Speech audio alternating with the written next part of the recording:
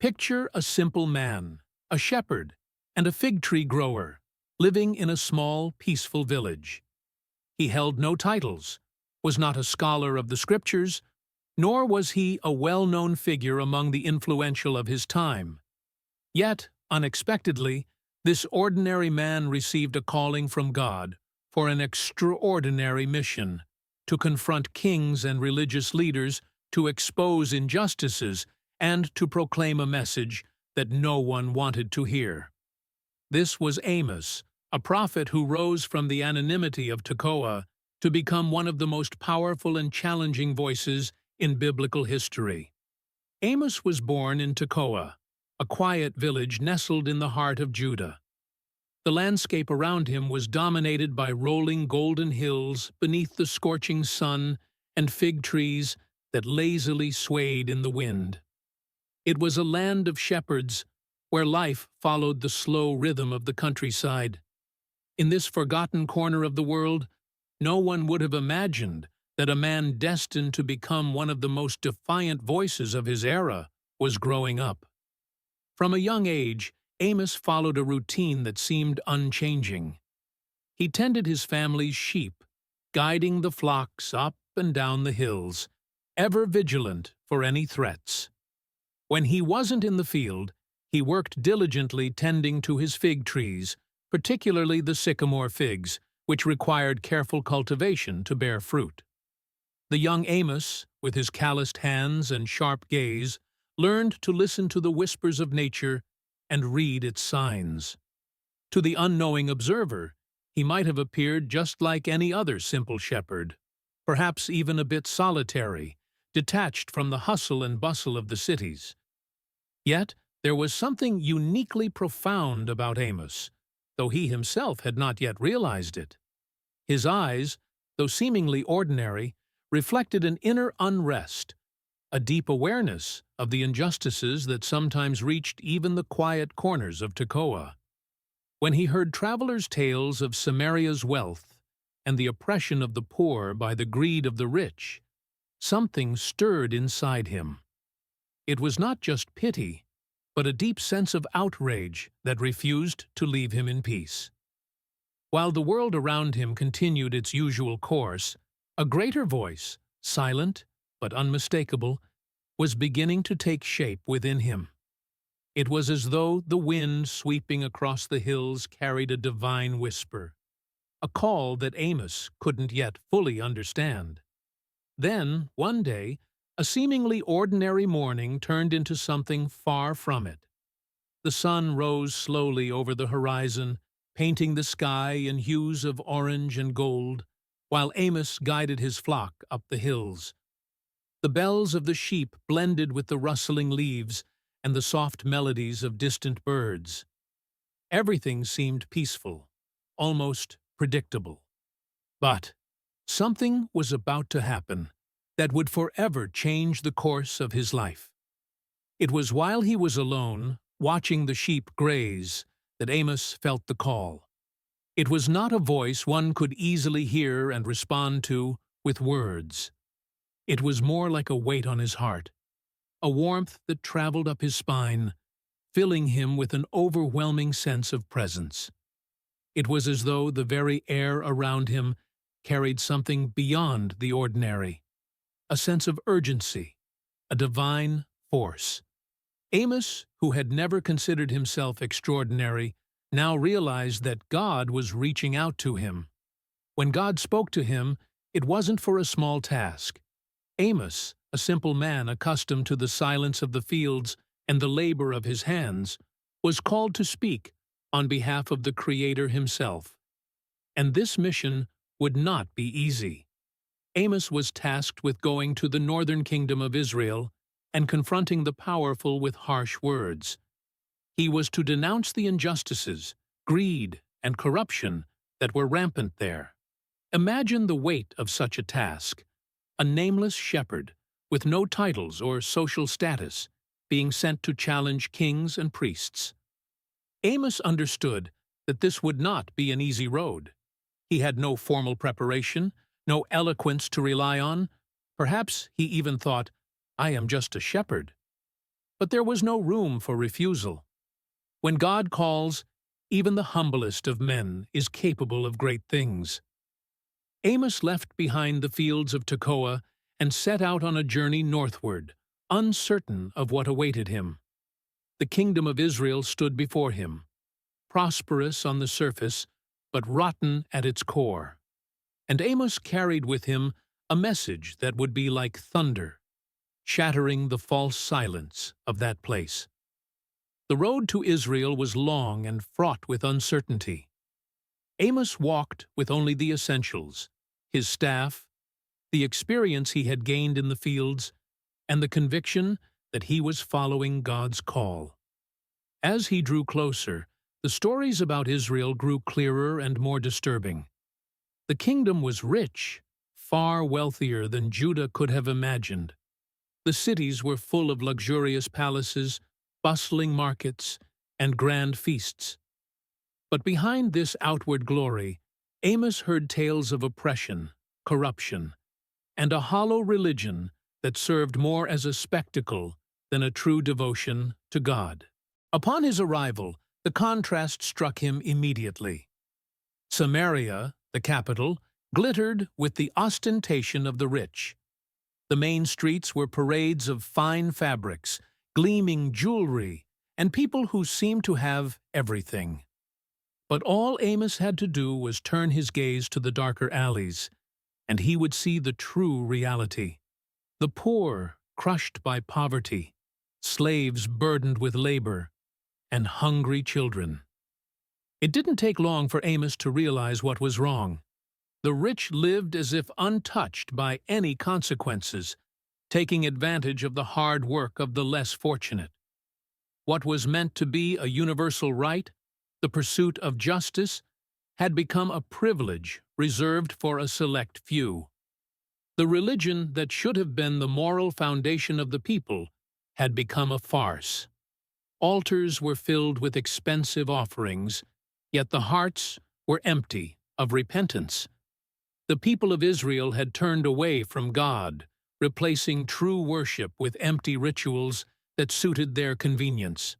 Amos saw all this and realized that his message would not only be difficult, it would be like a sharp blade exposed before a people who had lost their way. Amos would have preferred to close his eyes as he walked through the streets of Samaria, hearing the hustle and bustle of the markets and the chants emanating from the temples. He knew his moment was approaching. Though he wasn't sure how or when it would start, one thing was clear. His voice, carrying the weight of truth, would soon echo like thunder throughout the palaces of that prosperous yet morally decayed kingdom. The chance to speak arrived sooner than he had expected. Surrounded by the opulence of Samaria, Amos began to proclaim his message without ceremony or preparation. He simply raised his voice, and it was as though the very heavens themselves responded. He began with words that no one could ignore. The Lord will roar from Zion, and from Jerusalem he will utter his voice. It was like a thunderclap splitting the air. People paused, drawn in by curiosity more than reverence. After all, who was this man dressed like a shepherd, daring to speak with such authority? Amos's words were direct and unfiltered. He started by condemning the neighboring nations for their injustices and cruelty, and the people of Israel listened with a certain satisfaction, thinking he was attacking their enemies. But then, like the sudden change in direction of a lion's roar, Amos turned his finger toward Israel. His voice grew more intense, more urgent.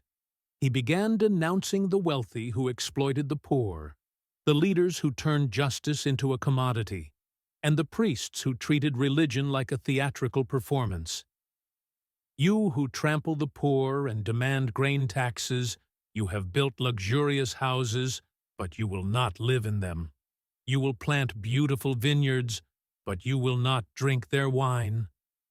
His words sliced through the air like blades, revealing truths everyone knew, but no one wanted to admit. It was as if Amos was ripping away the veil that had concealed the rot of the kingdom. He spoke with a force that didn't come from him, but from God, and every sentence seemed to resonate deep within the consciences of those who listened. Some exchanged uncomfortable glances, while others whispered, trying to downplay the importance of this simple man. But Amos remained unshaken. He knew his message was a warning, a final call for Israel to change its ways.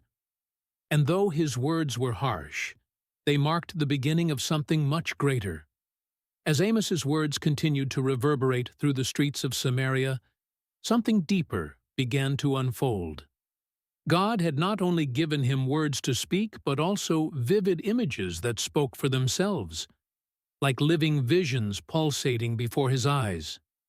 The first came as a lush, green field, appearing prosperous and full of life. But suddenly, a cloud of locusts appeared, devouring everything in sight. There was nothing left, no food, no hope. Amos felt the weight of that image deeply. He knew what it meant. Israel was on the verge of losing everything. Unable to hold back, Amos interceded, pleading with God for mercy, asking that he not destroy the people completely. For a brief moment, it seemed as if God had heard him, but the visions did not cease. Next, a fire appeared, not just any fire, but one that consumed everything in its path, drying up rivers and burning the land down to its very roots. It was terrifying, almost suffocating, as if Amos could feel the heat on his skin. Once again he cried out, pleading for mercy. But God was showing him something more, something that Israel could not escape. The gravity of the situation was undeniable, something that could no longer be ignored. The third vision Amos received was surprisingly simple, but deeply meaningful. He saw God holding a plumb line, a small tool used by builders to ensure a wall was perfectly straight. But this plumb line was in the hands of the Creator, and he was using it to measure Israel. The message was clear. The people were crooked, out of alignment. The builder of the universe would not tolerate a moral foundation on the verge of collapse. Amos's words were like an axe, chopping at the roots of Israel's arrogance, and it was discomforting to many. Among those threatened by Amos was Amaziah, the priest of Bethel. Amaziah was a man of power, representing the official religion of the kingdom. For him, the Temple of Bethel was more than just a place of worship.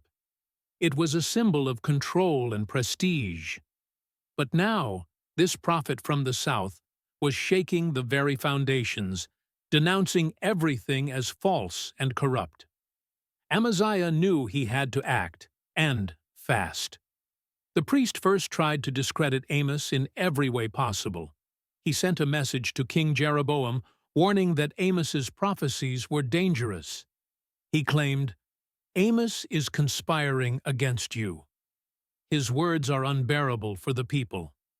Amaziah attempted to make it seem as though the prophet was a political threat, someone stirring rebellion in the kingdom. But Amos wasn't intimidated. He knew his mission came from God, not from men. When political pressure didn't work, Amaziah confronted Amos directly, trying to belittle him. "Go away, you visionary," Amaziah sneered. "Go prophesy in Judah. Here in Israel, you have no place." But Amos's words were unshakable, like a rock. He looked at Amaziah and responded with unwavering resolve. "I am not a prophet, nor the son of a prophet. I am a shepherd and a caretaker of sycamores, but the Lord took me from following the flock and said, 'Go, prophesy to my people Israel.'" It was a powerful declaration. Amos was not there by his own choosing or ambition. He had been sent, and nothing, not even Amaziah, could deter him from his mission. The opposition only grew stronger. Tensions were rising, and the people began to divide between those who rejected Amos and the few who dared to listen to him. Amos's words, as sharp as blades, continued to reverberate through Israel's palaces and marketplaces. He stood in the squares and spoke truths that no one else dared utter. One day, looking directly at the wealthy merchants who flaunted their fine tunics, Amos spoke with a tone blending indignation and sorrow. "You cows of Bashan," he said, referring to the elite women and men of Samaria. It was a bold metaphor, almost provocative, comparing them to the fat cows that grazed in the region of Bashan, known for their wealth. They lived in comfort, but at the expense of the poor. Amos painted vivid pictures of greed and oppression. He spoke of dishonest scales in the markets, where merchants would reduce the amount of wheat sold while increasing the price. He said that even the refuse of the wheat, which should have been discarded, was sold to the poor as if it were food. And he didn't stop there. With a firm voice, he pointed his finger at the religious leaders, those who held grand ceremonies at the altars of Bethel and Gilgal, yet whose hearts were far from God. I despise your religious festivals," Amos declared, and the shock was palpable. He said that the sacrifices and songs filling the temple were useless because they did not come from a righteous heart. Instead, he cried, "Let justice roll on like a river, righteousness like a never-failing stream." It was a powerful image, a metaphor comparing God's true will to a mighty river that purifies and renews. The silence of the crowds was occasionally interrupted by uncomfortable murmurs or nervous laughter. Amos's message was becoming unbearable for the powerful, but he knew he had to continue. There was more to be said, more to be revealed. Even in the face of resistance, Amos kept speaking. He knew his words were harsh, but he also understood that God never sent a warning without a promise of hope.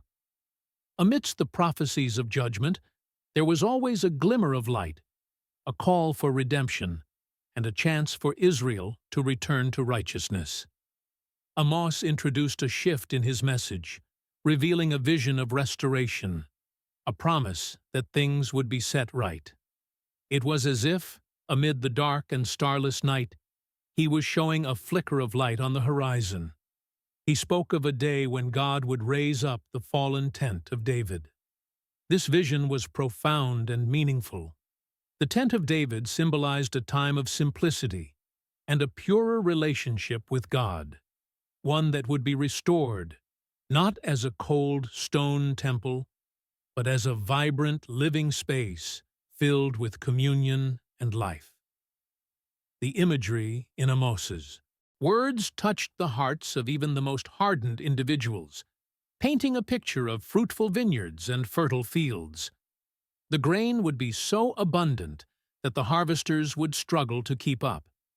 The days of famine and scarcity would give way to a time of celebration and plenty.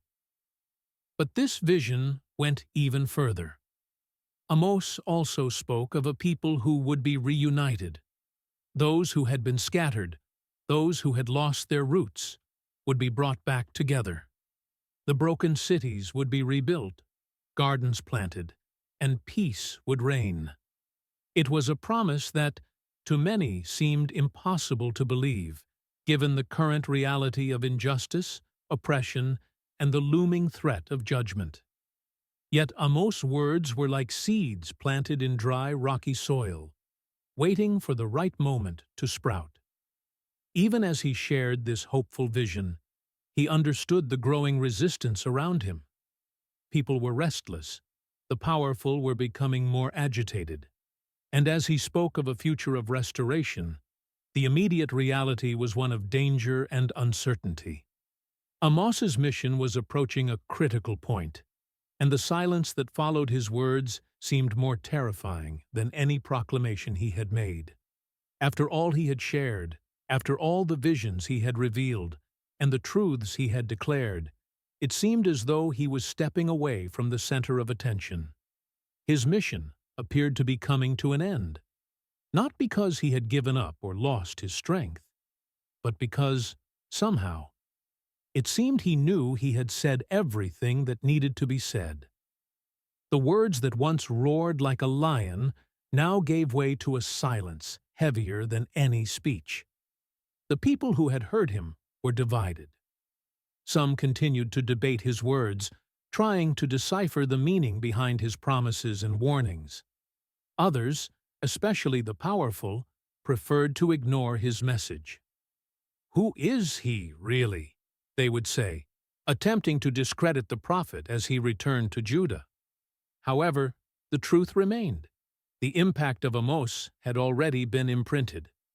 His words continued to reverberate, like waves that could not be contained. The absence of details about the final days of Amos only deepens the mystery.